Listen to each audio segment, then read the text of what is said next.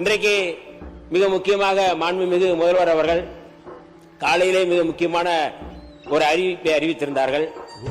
வழிபாட்டு இடங்கள், பள்ளி வளாகங்கள், அதேபோல மக்கள் கூடுமிடம், இந்த இடங்களில் மொத்தம் 717 மதுக்கடைகள் மூடப்பட வேண்டும் என்று அவர் அறிவித்திருப்பதை விடுதலை சிறுத்தைகளின் சார்பில் நாங்கள் வரவேற்கின்றோம்.